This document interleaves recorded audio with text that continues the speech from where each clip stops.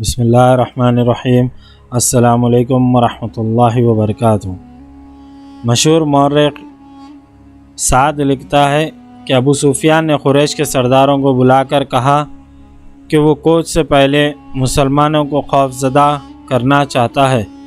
اس نے یہودیوں کی خدمات حاصل کی اور انہیں خاصی اجرت دے کر تاجروں کے بھیس میں مدینہ بھیج دیا۔ انہیں ابو سفیان نے یہ کام سونپا تھا کہ وہ مدینے میں یہ افواہ پھیلائیں کہ قریش اتنی زیادہ تعداد میں بدر کے میدان میں آ رہے ہیں جو مسلمانوں نے پہلے کبھی نہیں دیکھی۔ اس مورخ کے مطابق مدینے میں اس افواہ کو سچ مانا گیا اور مسلمانوں پر اس کے اثرات بھی دیکھے گئے۔ رسول اکرم صلی اللہ علیہ وسلم تک یہ افواہ پہنچی اور یہ اطلاع بھی کہ بعض مسلمانوں پر خوف و ہراس کے اثرات دیکھے گئے ہیں۔ رسول اکرم صلی اللہ علیہ وسلم نے باہر آ کر لوگوں کو جمع کیا اور اعلان کیا کہ اللہ کے نام لیوا صرف یہ سن کر ڈر گئے ہیں کہ قریش کی تعداد زیادہ ہوگی؟ کیا اللہ سے ڈرنے والے آج بتوں کے پجاریوں سے ڈر گئے ہیں؟ اگر تم قریش سے اس قدر ڈر گئے ہو کہ ان کی للکار پر تم موڑ گئے ہو تو مجھے قسم ہے خدائے ذوالجلال کی جس نے مجھے رسالت کی ذمہ داری سونپی ہے، میں بدر کے میدان میں اکیلا جاؤں گا۔ رسول اکرم صلی اللہ علیہ وسلم کچھ اور بھی کہنا چاہتے تھے، لیکن رسالت مآب صلی اللہ علیہ وسلم کے شہدائیوں نے نعروں سے آسماں کو ہلا ڈالا۔ یہ سراغ نہ مل سکا کہ افواہ کس نے اڑائی تھی، لیکن رسول اکرم صلی اللہ علیہ وسلم کی پکار پر قریش کی پھیلائی افواہ کے اثرات زائل ہو گئے اور مسلمان جنگی تیاریوں میں مصروف ہو گئے۔ دن تھوڑے سے رہ گئے تھے۔ کوچ کے وقت مسلمانوں کی تعداد 1500 تھی۔ ان میں صرف 50 گھوڑ سوار تھے۔ جن یہودیوں کو افواہ پھیلانے کے لیے مدینہ بھیجا گیا تھا، انہوں نے واپس آ کر بتایا کہ افواہ نے پہلے پورا کام کیا تھا، لیکن ایک روز محمد صلی اللہ علیہ وسلم نے مسلمان کو اکٹھا کر کے چند ہی الفاظ کہے تو مسلمان بدر کو کوچ کے لیے تیار ہو گئے۔ ان کی تعداد مدینے میں ہماری موجودگی تک 1500 تک پہنچ گئی تھی۔ ہمارا خیال ہے کہ تعداد اس سے کم یا زیادہ نہیں ہوگی۔ آج مدینے کو جاتے ہوئے اس واقعے کی یاد نے خالد کو اس لیے شرمسار کر دیا تھا کہ وہ اس وقت محسوس کرنے لگا تھا کہ ابو سفیان کسی نہ کسی وجہ سے مسلمانوں کے سامنے جانے سے ہچکچا رہا ہے۔ خالد کو جب مسلمانوں کی تعداد کا پتہ چلا تو وہ بڑکا بھپرا ہوا ابو سفیان کے پاس گیا۔ ابو سفیان، خالد نے اسے کہا، سردار کی اطاعت ہمارا فرض ہے۔ میں اہل قریش میں سردار کی حکم ادولی کی روایت قائم کرنا نہیں چاہتا، لیکن مجھے قریش کی عظمت کا بھی خیال ہے۔ آپ اپنے رویے کو تبدیل کرنے کی کوشش کریں، کہیں ایسا نہ ہو کہ قبیلہ قریش کی عظمت کا احساس مجھ میں اتنا زیادہ ہو جائے کہ میں آپ کے حکم اور رویے کی طرف توجہ ہی نہ دوں۔ کیا تم نے سنا نہیں کہ میں نے یہودیوں کو مدینے کیوں بھیجا تھا؟ ابو سفیان نے پوچھا۔ میں مسلمانوں کو ڈرانا چاہتا تھا۔ ابو سفیان، خالد نے اس کی بات پوری ہونے سے پہلے کہا، لڑنے والے ڈرا نہیں کرتے۔ کیا آپ نے مسلمانوں کو قلیل تعداد میں لڑتے ہوئے نہیں دیکھا؟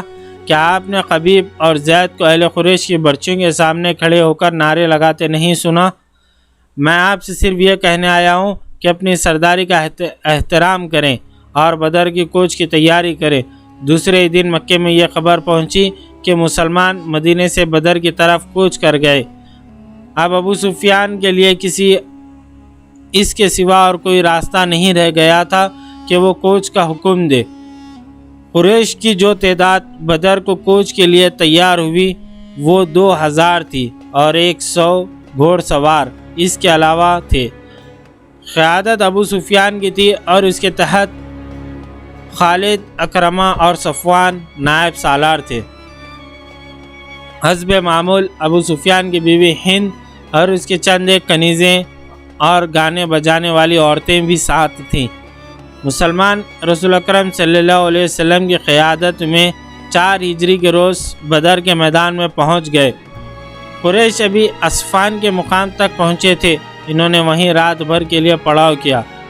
صبح ان کی روانگی تھی، لیکن صبح طلوع ہوتے ہی ابو سفیان نے اپنے لشکر کو کوچ کا حکم دینے کے بجائے اکٹھا کیا اور لشکر سے یوں مخاطب ہوا: قریش کے بہادروں، مسلمان تمہارے نام سے ڈرتے ہیں، اب ان کے ساتھ ہماری جنگ فیصلہ کن ہوں گی۔ ان مٹھی بھر مسلمانوں کا نام و نشان مٹا دیں گے، نہ محمد اس دنیا میں رہے گا، نعوذ باللہ، نہ کوئی اس کا نام لینے والا۔ لیکن ہم ایسے حالات میں لڑنے جا رہے ہیں جو ہمارے خلاف جا سکتے ہیں اور ہماری شکست کا باعث بن سکتے ہیں۔ تم دیکھ رہے ہو کہ ہم اپنے ساتھ پورا اناج نہیں لا سکے، مزید اناج ملنے کی امید بھی نہیں، کیونکہ خشک سالی نے قحط کی صورت پیدا کر دی ہے۔ پھر اس گرمی کو دیکھو، میں نہیں چاہتا کہ میں اپنے بہادروں کو بھوکا اور پیاسا مروا دوں۔ میں فیصلہ کن جنگ کے لیے موزوں حالات کا انتظار کروں گا۔ ہم آگے نہیں جائیں گے، مکے کو کوچ کرو۔ خالد کو یاد آ رہا تھا کہ قریش کے لشکر نے 2 طرح کے نعرے بلند کیے۔ ان کے نعرے تھے جو انہی حالات میں مسلمانوں کے خلاف لڑنے کا عزم کیے ہوئے تھے، دوسرے نعرے ابو سفیان کے فیصلے کی تائید میں تھے، لیکن حکم سب کو ماننا تھا۔ خالد، اکرمہ اور صفوان نے ابو سفیان کا یہ حکم ماننے سے انکار کر دیا، لیکن ابو سفیان پر ان کے احتجاج کا اثر نہ ہوا۔ ان تینوں نائب سالاروں نے یہ جائزہ بھی لیا کہ کتنے آدمی ان کے ساتھ رہتے ہیں۔ یہ جائزہ ان کے خلاف ثابت ہوا۔ لشکر کی اکثریت ابو سفیان کے حکم پر مکے کی طرف کوچ کر گئی۔ خالد اور اس کے دوسرے ساتھیوں کو مجبوراً لشکر کے پیچھے پیچھے آنا پڑا۔ خالد کو وہ لمحہ یاد آ رہا تھا جب وہ اہل قریش کے لشکر کے پیچھے پیچھے اکرمہ اور صفوان کے ساتھ مکے کو چلا جا رہا تھا۔ اس کا سر جھکا ہوا تھا۔ یہ تینوں ایک دوسرے کی طرف دیکھ بھی نہیں رہے تھے، جیسے ایک دوسرے سے شرمسار ہوں۔ خالد کو بار بار یہ خیال آتا تھا کہ لڑائی میں اس کی ایک ٹانگ کٹ جاتی، بازو کٹ جاتے، اس کی 2 آنکھیں ضائع ہو جاتی تو اسے یہ دکھ نہ ہوتا جو بغیر لڑے واپس جانے سے ہو رہا تھا۔ اس وقت وہ اس طرح محسوس کر رہا تھا جیسے اس کی ذات مٹ چکی ہو اور گھوڑے پر اس کی لاش مکے کو واپس جا رہی ہو۔ نبی کریم صلی اللہ علیہ وسلم کا قتل اس کا عزم اور عہد تھا جو وہ پورا کیے بغیر واپس آ رہا تھا۔ یہ عزم بچھو بن کر اسے ڈس رہا تھا۔ اسے بہت کچھ یاد آ رہا تھا، یادوں کا ایک ریلا تھا جو ختم نہیں ہو رہا تھا۔ اسے یہودیوں کے تینوں قبیلے بنو نذیر، بنو قریظہ اور بنو قینقاع یاد آئے۔ انہوں نے جب دیکھا کہ قریش مسلمانوں کے خلاف لڑنے سے منہ موڑ گئے ہیں تو وہ سرگرم ہو گئے۔ یہودیوں نے مسلمانوں کے خلاف زمین دوز کاروائیاں شروع کی، مکہ گئے اور قریش کو مسلمانوں کے خلاف بھڑکایا، مگر قریش کا سردار ابو سفیان ٹھس سے مس نہ ہوا۔ خالد کو معلوم نہ ہو سکا کہ ابو سفیان کے دل میں کیا بات ہے اور وہ مسلمانوں سے لڑنے سے کیوں گھبراتا ہے۔ اسی سال کے موسم سرما کے اوائل میں خیبر کے چند ایک سرکردہ یہودی مکہ گئے۔ ان کا سردار حبیب بن اخطب تھا۔ یہ شخص یہودیوں کے قبیلے بنو نذیر کا سردار بھی تھا۔ یہودیوں کے پاس زر و جواہرات کے خزانے تھے۔ وہ چند ایک یہودی ابو سفیان اور قریش کے دیگر سرداروں کے لیے بیش قیمت تحفے لے کر گئے۔ ان کے ساتھ حسین و جمیل لڑکیوں کا طائفہ بھی تھا۔ مکہ میں یہ یہودی ابو سفیان سے ملے، اسے تحفے پیش کیے اور رات کو اپنے طائفہ کا رقص بھی دیکھا۔ اس کے بعد حبیب بن اخطب نے ابو سفیان سے خالد، اکرمہ اور صفوان کی موجودگی میں کہا کہ انہوں نے مسلمانوں کو ختم نہ کیا اور ان کے بڑھتے ہوئے قدم نہ روکے تو وہ یمامہ تک پہنچ جائیں گے۔ اگر وہ اس میں کامیاب ہو گئے تو قریش کے لیے وہ تجارتی راستہ ہمیشہ کے لیے بند ہو جائے گا جو بحرین اور عراق کی طرف جاتا ہے۔ قریش کے لیے یہ راستہ شہرک کی حیثیت رکھتا تھا۔ اگر آپ ہمارا ساتھ دیں، حبیب بن اخطب نے کہا، تو ہم مسلمانوں کے خلاف خفیہ کارروائیاں شروع کر دیں گے۔ ہم مسلمانوں سے دگنے تھے تو بھی انہیں شکست نہ دے سکے۔ ابو سفیان نے کہا، ان سے 3 گنا تعداد میں ان سے لڑے تو بھی انہیں شکست نہ دے سکے۔ اگر چند اور قبیلے ہمارے ساتھ مل جائیں تو ہمارے تو ہم مسلمانوں کو ہمیشہ کے لیے ختم کر سکتے ہیں۔ ہم نے یہ انتظام پہلے ہی کر دیا ہے۔ حبیب بن اخطب نے کہا، قبیلہ غطفان اور بنو اسد آپ کے ساتھ ہوں گے، چند اور قبیلے ہماری کوششوں سے آپ کے ساتھ آ جائیں گے۔ خالد کو کیا کچھ یاد نہ آ رہا تھا۔ 3-4 سال پہلے کے واقعات اسے ایک روز پہلے کی طرح یاد آتے تھے۔ اسے ابو سفیان کا گھبرایا چہرہ اچھی طرح یاد تھا۔ خالد جانتا تھا کہ یہودی اہل قریش کو مسلمانوں کے خلاف صرف اس لیے بھڑکا رہے ہیں کہ یہودیوں کا اپنا مذہب اسلام کے مقابلے میں خطرے میں نظر آ گیا تھا، لیکن انہوں نے ابو سفیان کو ایسی تصویر دکھائی تھی جس میں اسے مسلمانوں کے ہاتھوں تباہی نظر آ رہی تھی۔ دوسری طرف خالد، اکرمہ اور صفوان بن امیہ نے ابو سفیان کو سر اٹھانے کے قابل نہ چھوڑا تھا۔ ہم آپ کو اپنا سردار تسلیم کرتے ہیں، لیکن آپ یہ تسلیم کریں کہ آپ بزدل ہیں۔ اگر مسلمان موسم کی خرابی اور قحط میں لڑنے کے لیے آ گئے تھے تو ہم بھی لڑ سکتے تھے۔ آپ نے جھوٹ بول کر ہمیں دھوکہ دیا۔ ابو سفیان بزدل ہے۔ ابو سفیان نے پورے قبیلے کو بزدل بنا دیا ہے۔ اب محمد صلی اللہ علیہ وسلم کے چیلے ہمارے سر پر کودیں گے۔ اور ایسی بہت سی طنز اور غصے میں بھری ہوئی آوازیں مکے کے گلی کوچوں میں گشت کرتی رہتی تھی۔ ان آوازوں کے پیچھے یہودیوں کا دماغ بھی کام کر رہا تھا، لیکن اہل قریش کی غیرت اور ان کا جذبہ انتقام انہیں چین سے بیٹھنے نہیں دیتا تھا۔ ابو سفیان اس حال تک پہنچ گیا کہ اس نے باہر نکلنا ہی چھوڑ دیا۔ خالد کو وہ دن یاد آیا جب اسے ابو سفیان نے اپنے گھر بلایا۔ خالد کے دل میں ابو سفیان کا وہ احترام نہیں رہ گیا تھا جو کبھی ہوا کرتا تھا۔ وہ بادل ناخواستہ اس لیے چلا گیا کہ ابو سفیان اس کے قبیلے کا سردار ہے۔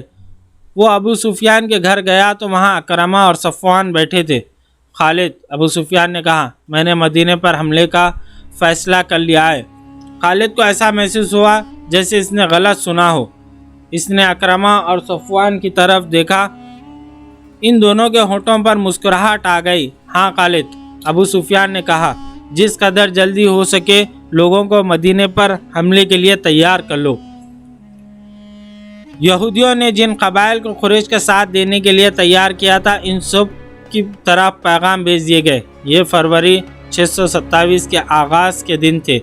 مختلف قبائل کے لڑاکا دستے مکے میں جمع ہونے لگے۔ ان قبائل میں سب سے زیادہ فوج غطفان کی تھی، اس کی تعداد 3000 تھی۔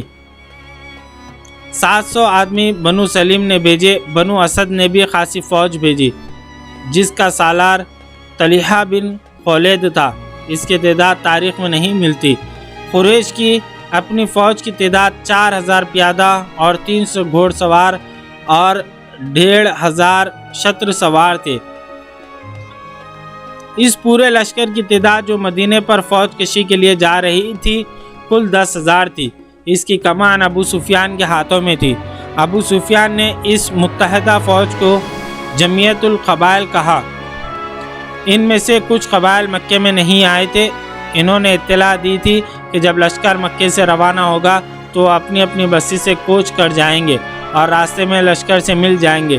خالد کو آج وہ وقت یاد آ رہا تھا جب اس نے مکے سے کوچ کیا۔ لشکر کا تیسرا حصہ ان کی کمان میں تھا۔ اس نے ایک ٹیکڑی پر گھوڑا چڑھا کر وہاں سے ان تمام لشکر کو دیکھا۔ اسے لشکر کے دونوں سرے نظر نہیں آ رہے تھے۔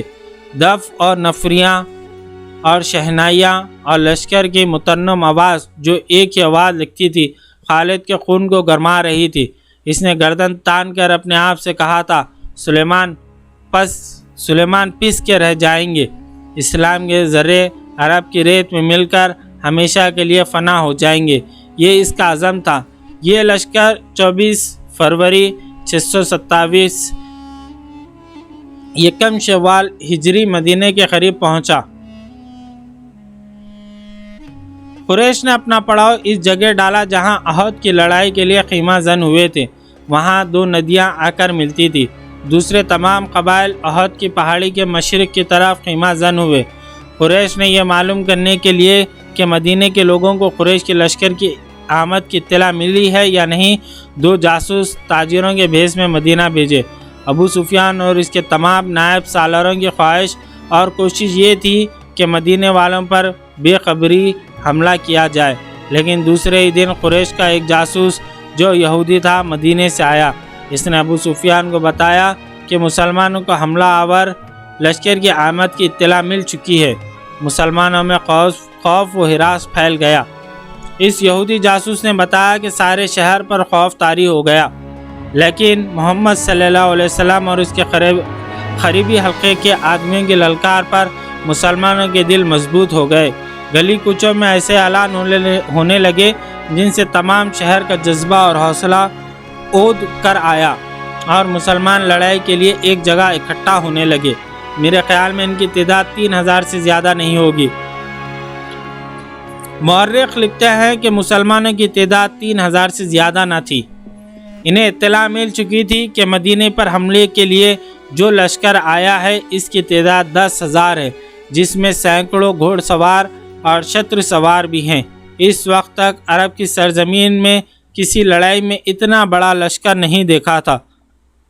تعداد کو دیکھا جاتا اور فن حرب و ضرب کے پیمانے سے دونوں اطراف کو ناپا تولا جاتا تو مسلمانوں کو لڑے بغیر ہتھیار ڈال دینے چاہیے تھے، یا وہ رات کی تاریکی میں مدینے سے نکل جاتے اور کسی بستی میں اپنا ٹھکانہ بناتے۔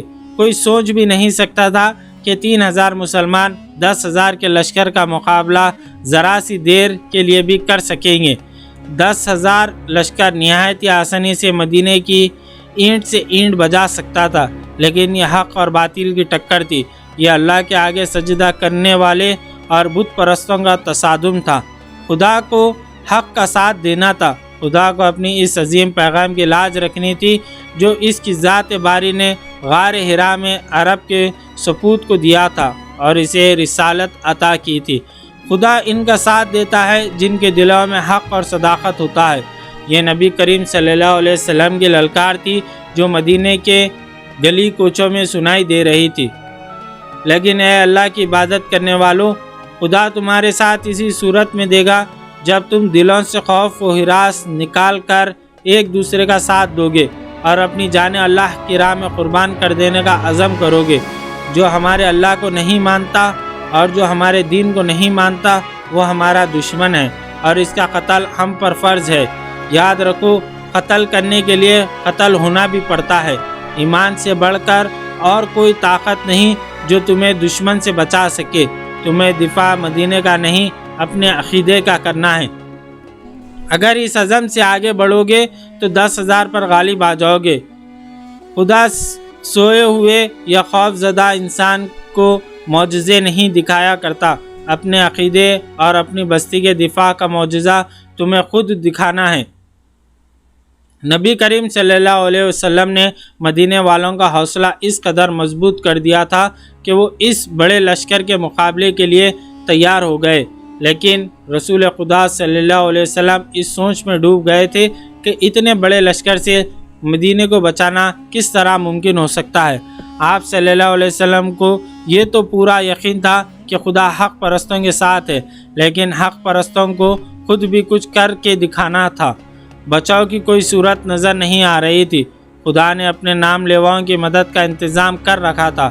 وہ ایک انسان تھا جس نے عمر کے آخری حصے میں اسلام قبول کیا تھا۔ اس انسان کا نام سلمان فارسی رضی اللہ عنہ تھا۔ سلمان فارسی آتش پرستوں کے مذہبی پیشوا تھے، لیکن وہ شب و روز حق کی تلاش میں سرکردہ رہتے۔ وہ آگ کو پوجتے، لیکن آگ کی تپش اور چمک میں انہیں وہ راز نظر نہیں آتا تھا جسے وہ پانے کے لیے بےتاب رہتے تھے۔ عقل و دانش میں ان کی ٹکر کا کوئی نہیں تھا۔ آتش پرست انہیں بھی اسی طرح پوجتے تھے جس طرح آگ کو۔ جب سلمان فارسی کوئی عمر بڑھاپے کی دہلیز پر پھلانگ کر خاصی آگے نکل گئی تو ان کے کانوں میں عرب کی سرزمین کی ایک انوکھی آواز پڑی، خدا ایک ہے، محمد صلی اللہ علیہ وسلم ان کے رسول ہیں۔ یہ آواز سلیمان فارسی رضی اللہ عنہ کے کانوں میں گھر بیٹھے نہیں پڑی تھی۔ ان کی عمر علم کی تلاش میں سفر کرتے گزر رہی تھی۔ وہ تاجروں کے قافلے کے ساتھ شام میں آئے تھے، جہاں قریش کے تاجروں کے قافلے اور کچھ مسلمان تاجر بھی جایا کرتے تھے۔ قریش کے تاجروں نے سلمان فارسی کو طنزیہ اور مزاحیہ انداز میں بتایا کہ ان کے قبیلے کے ایک آدمی کا دماغ چل گیا ہے اور اس نے نبوت کا دعویٰ کیا ہے۔ ایک دو مسلمانوں نے عقیدت مندی سے سلمان فارسی کو نبی کریم صلی اللہ علیہ وسلم کا عقیدہ اور آپ صلی اللہ علیہ وسلم کی تعلیمات سنائی۔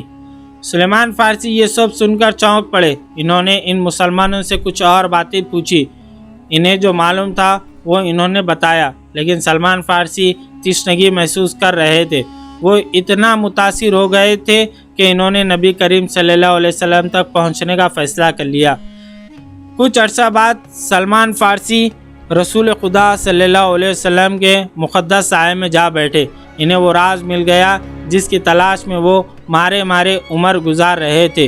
انہوں نے رسول اکرم صلی اللہ علیہ وسلم کے دست مبارک پر اسلام قبول کر لیا۔ اس وقت سلمان فارسی بڑھاپے کے آخری حصے میں پہنچ چکے تھے۔ اپنے ملک میں سلمان فارسی رضی اللہ عنہ صرف مذہبی پیشوا نہ تھے، وہ جنگی علوم کے ماہر تسلیم کیے جاتے تھے۔ اس دور کے مذہبی پیشوا بھی جنگ و جدال اور سپاہ گیری کے ماہر ہوتے تھے۔ علم و ادب کے عالم بھی سپاہی ہوتے تھے، لیکن سلمان فارسی کو خدا نے جنگ و جدال کے امور میں غیر معمولی ذہانت دی تھی۔ اپنے ملک میں جب کوئی لڑائی ہوتی تھی یا دشمن حملہ آور ہوتا تھا تو سلمان فارسی کو بادشاہ طلب کر کے صورتحال ان کے آگے رکھتا اور مشورے لیتا تھا۔ نامور سالار بھی ان کے شاگرد تھے اور سلمان فارسی اس وقت مدینے میں رسول اکرم صلی اللہ علیہ وسلم کے صحابہ اکرام میں شامل تھے۔ رسول اکرم صلی اللہ علیہ وسلم نے یہ صورتحال جو قریش نے آپ صلی اللہ علیہ وسلم کے لیے پیدا کر دی تھی سلمان فارسی کے آگے رکھی۔ خندق کھودو جو سارے شہر کو گھیرے میں لے لے، سلمان فارسی نے کہا۔ رسول اکرم صلی اللہ علیہ وسلم وہاں بیٹھے ہوئے تمام صحابہ اکرام اور سالار ایک دوسرے کے منہ کی طرف دیکھنے لگے۔ سلمان فارسی نے یہ کیا کہہ دیا؟ عرب خندق سے واقف نہیں تھے۔ فارس میں جنگوں میں خندق کا رواج تھا۔ سب کو حیران دیکھ کر سلمان فارس نے بتایا کہ خندق کیا ہوتی ہے اور اس سے دفاعی کام کس طرح لیا جاتا ہے۔ رسول اکرم صلی اللہ علیہ وسلم نے جو خود تاریخ کے نامور سالار تھے خندق کی ضرورت اور افادیت کو سمجھ لیا، لیکن آپ صلی اللہ علیہ وسلم کے دیگر سالار شش و بنج میں پڑ گئے۔ ان کے لیے اتنے بڑے شہر کے گرد اتنی چوڑی اور اتنی بڑی خندق کھودنا ناقابل فہم نہیں تھا، لیکن انہیں رسول اکرم صلی اللہ علیہ وسلم کا حکم ماننا تھا۔ خندق کی لمبائی، چوڑائی، گہرائی کا حساب کر لیا گیا۔ رسول اکرم صلی اللہ علیہ وسلم نے خندق کھودنے والوں کی تعداد کا حساب کیا۔ رسول اکرم صلی اللہ علیہ وسلم نے کھدائی کا کام اس تعداد پر تقسیم کیا تو 110 آدمیوں کے حصے میں 40 ہاتھ کی کھدائی آئی۔ تو رسول اکرم صلی اللہ علیہ وسلم نے دیکھا کہ لوگ خندق کو ابھی تک نہیں سمجھے، وہ کھدائی سے ہچکچا رہے تھے، تو آپ صلی اللہ علیہ وسلم نے کدال اٹھائی اور کھدائی شروع کر دی۔ یہ دیکھتے ہی مسلمان کدالے اور بیلچے لے کر نعرے لگاتے ہوئے زمین کا سینہ چیرنے لگے۔ ادھر سے اس وقت تک ایک شاعر حسان بن ثابت رضی اللہ عنہ آ گئے۔ حسان مشہور نعت گو تھے جنہیں رسول اکرم صلی اللہ علیہ وسلم اکثر اپنے ساتھ رکھا کرتے تھے۔ اس موقع پر جب مسلمان خندق کھود رہے تھے حسان نے ایسے اشعار ترنم سے سنانے شروع کر دیے کہ خندق کھودنے والوں پر وجد اور جنون کی کیفیت طاری ہو گئی۔ خندق کی لمبائی چند گز نہیں تھی، اسے میلوں دور تک جانا تھا۔ شیخین کی پہاڑی سے لے کر جبل بن عبید تک یہ خندق کھودنی تھی۔ زمین نرم بھی تھی اور سنگلاخ بھی تھی، اور یہ نہایت تیزی سے مکمل کرنی تھی کیونکہ دشمن سر پر آ بیٹھا تھا۔ قریش کا لشکر اس عجیب و غریب طریقے دفاع سے بے خبر احد کی پہاڑی کے دوسری طرف خیمہ زن تھا۔ اس کے پیچھے یہودیوں کا ہاتھ تھا۔ چلتے چلتے خالد کو اپنی آواز سنائی دینے لگی۔ اہل قریش تو ٹھنڈے پڑ گئے تھے، ان پر مسلمانوں کی دھاک بیٹھ گئی تھی۔ گھوڑا اپنی مرضی کی چال چلا جا رہا تھا۔ مدینہ ابھی دور تھا۔ خالد کو جھینپ سی سنائی دی۔ اس کے قبیلہ قریش نے اسے شرمسار کر دیا۔ اسے یہ بات اچھی نہیں لگی تھی کہ یہودیوں کے اکسانے پر اس کے قبیلے کے سردار اور سالار ابو سفیان مدینے پر حملے کا فیصلہ کر لیا تھا، لیکن وہ خوش تھا کہ حملے کا فیصلہ تو ہوا۔ اتنا بڑا لشکر جو سرزمین عرب پر پہلی بار دیکھا گیا تھا یہودیوں نے ہی جمع کیا تھا، لیکن خالد اس پر بھی مطمئن تھا کہ اس نے یہ کام کیا ہو، لشکر تو جمع ہو گیا۔ وہ اس روز بہت خوش تھا۔ اتنے بڑے لشکر کو دیکھ کر ہی مسلمان مدینے سے بھاگ جائیں گے، اگر مقابلے پر جم بھی گئے تو گھڑی دو گھڑی میں ان کا صفایا ہو جائے گا۔ وہ اس وقت تو بہت ہی خوش تھا جب احد کی پہاڑی کی دوسری طرف یہ سارا لشکر خیمہ زن تھا۔ جس صبح حملہ کرنا تھا، اس رات اس پر ایسی ہیجانی کیفیت طاری تھی کہ وہ اچھی طرح سو بھی نہ سکا۔ اسے ہر طرف مسلمان کی لاشیں بکھری ہوئی نظر آ رہی تھی۔ دوسری صبح جب قریش اور دوسرے اتحادی قبائل کا لشکر، جس کی تعداد 10,000 تھی، خیمہ زن گاہ سے نکل کر مدینے پر حملے کے لیے شہر کے قریب پہنچی تو اچانک رک گیا۔ شہر کے سامنے ایک بڑی گہری خندق کھودی ہوئی تھی۔ ابو سفیان جو لشکر کے قلب میں تھا، لشکر کو رکا ہوا دیکھ کر گھوڑا سر پر دوڑاتا آگے آیا۔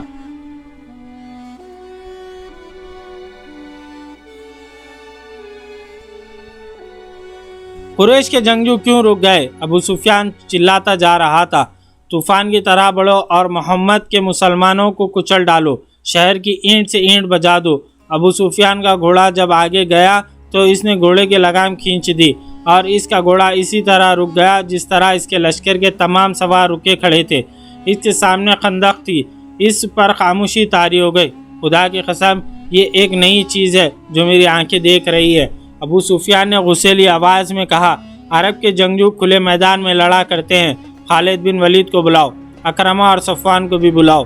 ابو سفیان خندق کے کنارے گھوڑا دوڑاتا گیا۔ اسے کہیں بھی ایسی جگہ نظر نہیں آ رہی تھی جہاں سے اس کا لشکر خندق عبور کر سکے۔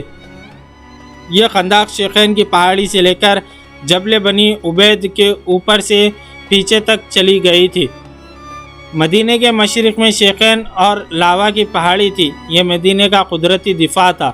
ابو سفیان دور تک چلا گیا۔ اس نے دیکھا کہ خندق کے پار مسلمان اس انداز سے گھوم پھر رہے ہیں جیسے پہرے دے رہے ہیں۔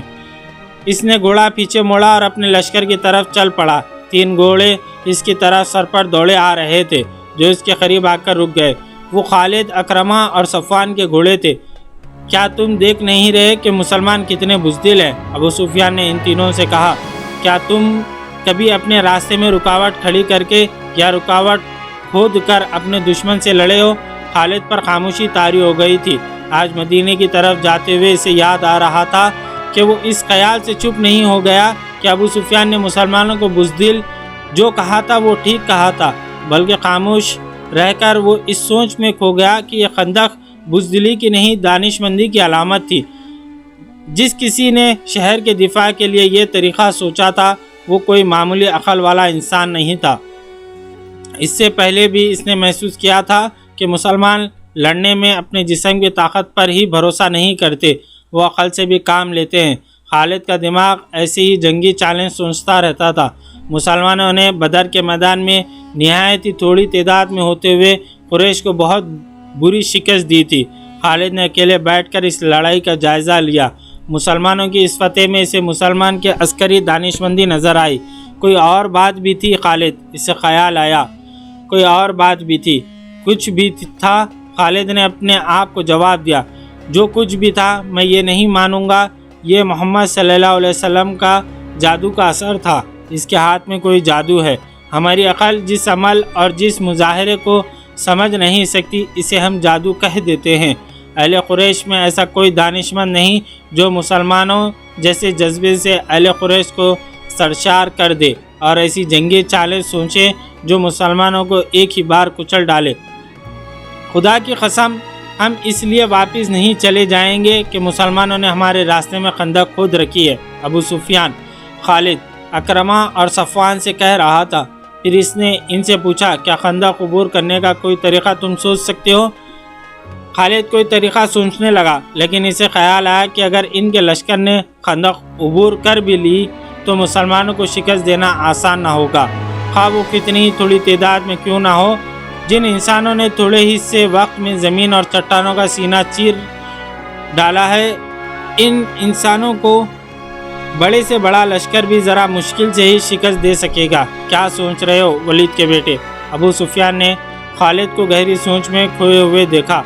हमारे पास सोचने का भी वक्त नहीं है। मुसलमान ये ना समझे कि हम बौखला गए, हमें तमाम तर खंदोक देख लेना चाहिए। अकरमा ने कहा, कहीं ना कहीं कोई ऐसी जगह होगी जहाँ से हम खंदक अबूर कर सकेंगे। सफ़वान ने कहा।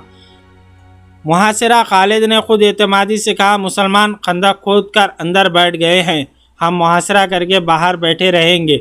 वो भूख से तंग आकर एक न एक दिन खुद ही खंदक के इस तरफ आ जाएंगे जिधर हम हैं। हाँ अबू सुफियान, मुझे यही एक तरीक़ा नज़र आता है जो मुसलमानों को बाहर आकर लड़ने पर मजबूर कर देगा। अबू सुफियान ने अपने इन तीनों नायब सालारों के साथ खंदक के साथ साथ तमाम तर खंदक को देखने के लिए जबल बनी उबैद की तरफ चल पड़ा। सलआ की पहाड़ी मदीने और जबल बनी उबैद के दरमियान वाक़ थी। मुसलमान इसके सामने मोर्चा बंद थे। अबू सुफियान ने मुसलमानों की तादाद देखी तो इसके होंठों पर तंजिया मुस्कुराहट आ गई। वो ज़रा आगे बढ़ा तो एक घोड़ा जो बड़ा तेज़ दौड़ता आ रहा था इसके पहलू में आ रुका। सवार को अबू सुफियान बड़ी अच्छी तरह पहचानता था। वो एक यहूदी था जो ताजिर के बहरूप में मदीने के अंदर गया था। वो मदीने से शेखैन के सिलसिले को में से होता हुआ कुरैश के लश्कर में पहुंचा था। अंदर से कोई ऐसी खबर लाए हो जो हमारे काम आ सके? अबू सुफियान ने पूछा और कहा, हमारे साथ साथ चलो और इतना ऊंचा बोलते चलो कि हमारे ये तीनों नायब भी सुन सके। मुसलमानों ने शहर के दिफा और आबादी के तहफ़्फ़ुज़ के जो इंतज़ामात कर रखे हैं वो इस तरह हैं। यहूदी ने कहा, ये तो तुमको मालूम होगा कि मदीने छोटे छोटे किलों और एक दूसरे के साथ मिली हुई बस्तियों का शहर है। मुसलमानों ने शहर की औरतों, बच्चों और ज़ईफ़ों को पीछे की तरफ वाले किलों में भेज दिया है। खंदक पर नज़र रखने के लिए मुसलमानों ने गश्ती पहरे का जो इंतज़ाम किया है इसमें 200-250 अफराद शामिल हैं। ये अफराद तलवारों के अलावा फेंकने वाली बर्छियों और तीर कमानों से मसला हैं। इन्होंने इलाके तकसीम कर रखे हैं जिसमें वो सारा दिन और पूरी रात गश्त करते हैं। जहाँ कहीं से भी तुम खंदक अबूर करने की कोशिश करोगे वहाँ से मुसलमानों की खासी तादाद पहुँच जाएगी और इस कदर ज़्यादातर तीर और बर्छियाँ बरसाएंगी कि तुम लोग पीछे को भाग आने के सिवा कुछ नहीं कर सकोगे। ये भी हो सकता है कि रातों को मुसलमानों के खुवैश खंदक से बाहर आकर तुम पर शब खून मारकर वापस चले जाएं। इस तरह यहाँ पर आज 6वीं किस्त अपने अख्तिताम को पहुँची। कल हम इंशाअल्लाह इसी वक्त 7वीं किस्त लेकर आपकी खिदमत में हाजिर होंगे। जज़ाकल्लाहु खैर।